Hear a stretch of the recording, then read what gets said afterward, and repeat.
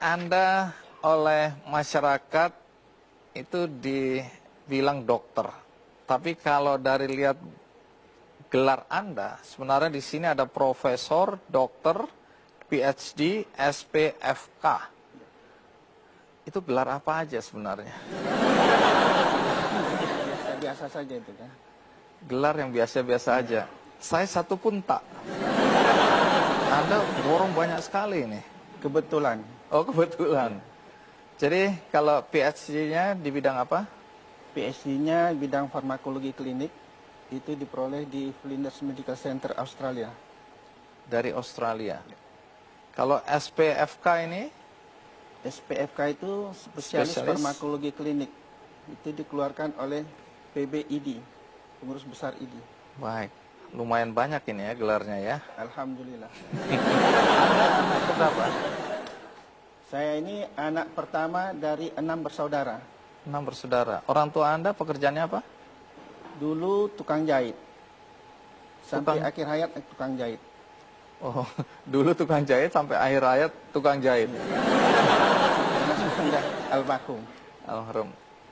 Kedua orang tua tukang jahit. Iya. Kalau pendidikan orang tua apa? Alhamdulillah tak tamat SD. Tidak tamat SD. Iya. Sementara Anda punya segudang gelar. Kalau Anda sendiri punya anak? Alhamdulillah ada anak 3. Pendidikan anak apa? 1 sarjana hukum, 2 dokter. Apa sewaktu kecil Anda memang sudah bercita-cita jadi dokter? Oh tidak. Waktu tamat SD dibuat acara perpisahan oleh Ki Sugondo Kartoprojo. Saya itu sekolah di Taman Siswa. Dia bertanya sama saya, Aznan, kau nanti udah besar mau jadi apa? Saya katakan, saya ingin jadi orang yang berguna untuk orang banyak, tapi berbeda dari orang lain. Tunggu, anak umur berapa? Umur 12 tahun. 12 tahun. Ingin berguna bagi masyarakat banyak, tapi yang berbeda. Nah, dari orang lain. Dari orang lain. Jadi katanya apa yang bukan ada dokter, bukan. Insinyur, bukan. Pokoknya berguna untuk orang lain. Kemudian, bagaimana sampai muncul keinginan untuk sekolah dokter? Itu waktu SMP, saya lagi belajar sampai larut malam, belajar aljabar, datang Jalan Abang, kemudian dia tegur, An, nanti udah besar mau jadi apa kau? Saya katakan, saya ingin jadi sarjana nuklir. Ya, ngapain bunuhin orang katanya. Carilah bidang yang banyak menolong orang banyak katanya. Saya katakan kalau gitu, saya buatlah rankingnya.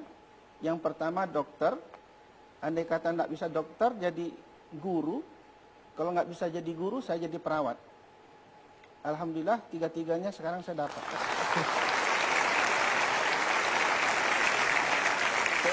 Masih banyak pertanyaan. Bagaimana sampai anak tukang jahit bisa kuliah kedokteran? Dari mana uangnya? Saya masuk kuliah kedokteran itu berbohong dengan orang tua. Karena orang tua dari awal dia tahu kita mau kedokteran tapi dia tidak mengizinkan. Maka waktu itu karena saya SMA-nya bagian PAL, bisa masuk kemana-mana, saya cuma minta uang Rp500 mendaftar ke satu fakultas. Saya masuk ke kedokteran. Orang tua tidak tahu. Cuma setelah lulus, baru orang tua sedikit emosi. Kenapa bisa masuk kedokteran? Kan udah dibilang jangan. Takut ini ya? Karena Jadi biayanya mahal. Saya katakan, Pak, sekali inilah aku minta duit. Waktu itu uang kuliah sama uang pelunco 33.000. 32.000 untuk uang kuliah setahun, 1.000 untuk, kalau sekarang istilahnya PEMA, berikut jaket-jaketnya. Hanya sekali itu saya minta uang sama orang tua. Tapi kan habis itu biaya-biaya lain akan ada. Dari mana? Saya ngasih privat les. Ngasih les di banyak anak-anak SMA. Oh, Anda cari uang sendiri nih? Cari uang sendiri.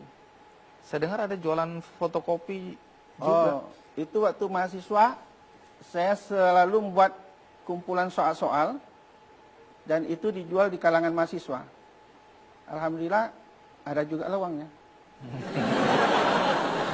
Oh, dari situ Anda membiayai kuliah Anda sendiri. Orang tua nggak bantu-bantu lagi. Tidak. Anda sekarang ini dikenal sebagai dokter aneh di Medan. Anehnya di mana? Pertama dari penampilan. Gara-gara penampilan ini saya kena cekal. Oh, kenapa begitu? Saya dituduh Islam ekstremis sebelum pergi ke Australia. Terus apa yang terjadi? Ya 3 tahun saya menunggu untuk bisa direhabilitasi. Gara-gara penampilan seperti ini? Iya. Karena walaupun Anda profesor, dokter, PhD, SP, FK gitu, Itu kan belakangan. belakangan. Nah, masyarakat di sana manggil Anda apa dengan semua gelar ini? Mereka nggak lihat itu profesor, mereka panggil Buya. Oh, jadi Anda lebih dikenal sebagai Buya? Iya. Ayah. Baik, kalau gitu kita lanjutkan, Buya. Anda tadi disebut aneh, bukan karena penampilan sebenarnya, lebih karena apa yang Anda lakukan dalam praktek kedokteran tidak biasa. Bukan dalam tindakan, tetapi dalam pembayaran. Pertama yang dianggap aneh, Anda tidak mencantumkan atau tidak memakai papan nama katanya. Padahal hampir semua dokter, bahkan belum praktek, plang namanya duluan. Anda sudah praktek sampai hari ini, tidak ada plang juga. Betul. Kenapa begitu? Karena setelah pulang dari Australia, saya sebenarnya tidak berniat untuk praktek. Tapi ketemu dengan pasien yang lama, mereka mengatakan, dokter kita sudah pulang, dokter kita sudah pulang. Jadi satu-satu mereka muncul. Mereka cegat di tengah jalan apa segala macam. Ya mau tidak mau, saya harus melayani mereka. Terus? Ya sampai sekarang demikian. Tapi kalau sekarang pasien Anda per hari berapa orang? Minimal 30, tapi bisa sampai 153.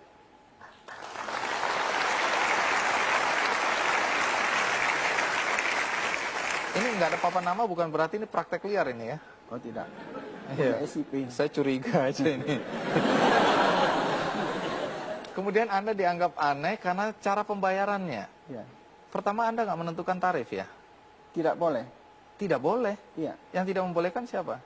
Pelajaran yang sampai kepada saya, ada 3 profesi yang tidak boleh meminta duit kepada rekanannya.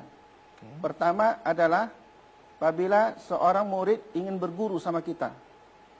Jadi profesi dosen, guru itu sebenarnya tidak boleh membuat tarif.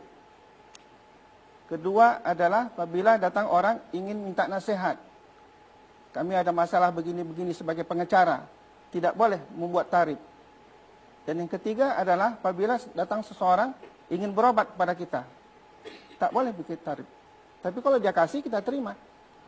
Ini pengetahuan baru bagi saya. Udah lama itu, Pak.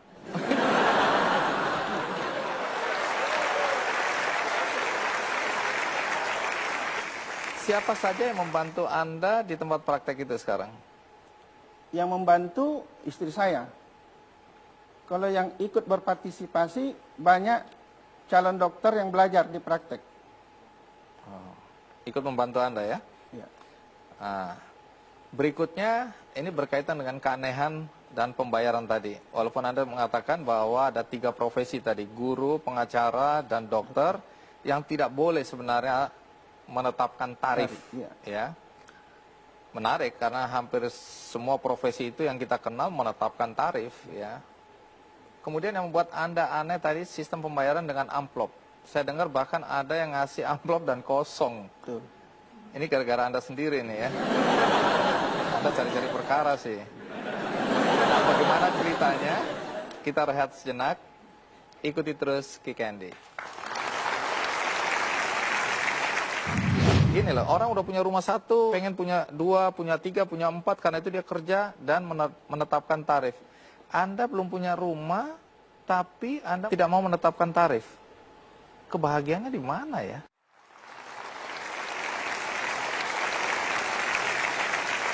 Bu Yasna, saya dengar pasien Anda itu dari kalangan bawah sampai atas, bahkan orang-orang dari luar Sumatera itu datang berobat pada Anda. Yang saya sebut aneh tadi berkaitan dengan pembayaran ya. Anda mengatakan tidak menentukan tarif. Pasien boleh membayar suka-suka. Soal bayar suka-suka itu pengertiannya apa ya? Ya seikhlas hati dia. Jadi kalau saya datang berobat, kemudian hanya punya 5.000 saya kasih, Anda terima? Dengan senang hati. Karena saya tak tahu Bapak bayar 5.000 kah, bayar 1 juta, saya tidak tahu. Kenapa Anda nggak tahu? Saya tidak pernah buka amplopnya. Oh, jadi semua pembayaran seperti digambar itu diberikan melalui amplop. Iya. Terus kemudian dengan cara seperti itu apakah Anda nggak merasa dirugikan? Di mana ruginya? Nyatanya kan tetap kaya kan?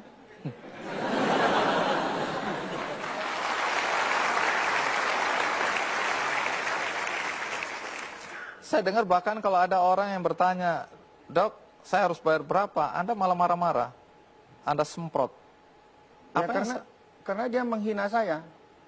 Loh, kan jasa Anda sudah Anda berikan dan saya menanyakan berapa saya harus membayar jasa itu. Kalau saya sudah bisa menghargai berapa rupiah saya, orang lain akan bisa beli saya. Saya tidak ingin dibeli.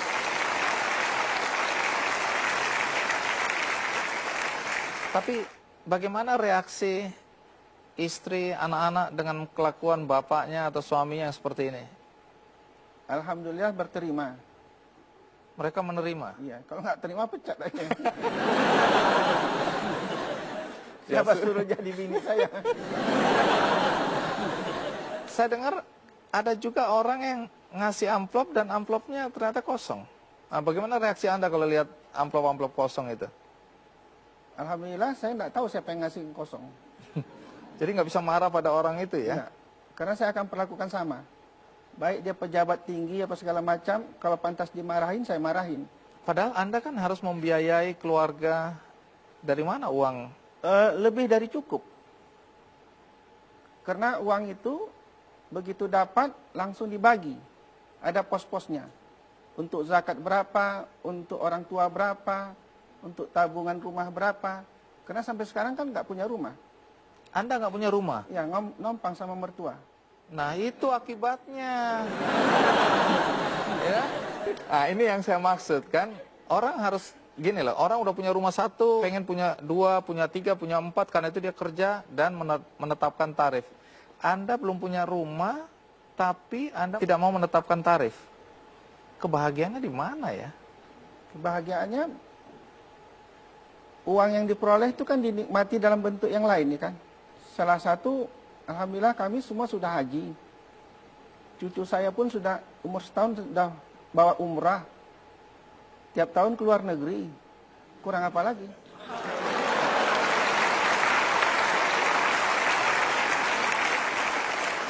Buya, mungkin falsafah hidup Anda ini asing bagi anak-anak muda sekarang yang merasa bahwa materi adalah ukuran sukses. Mungkin ada nasihat buat anak-anak muda. Nasihatnya gampang. Apa yang dicari dalam hidup ini? Dulu ada film, Apa Yang Kau Cari Pak Lupi. Apa konteksnya dengan pernyataan atau nasihat Anda ini? Ya karena macam kata Bapak tadi, sudah punya satu rumah, ingin rumah yang lain. Sementara badannya cuma satu.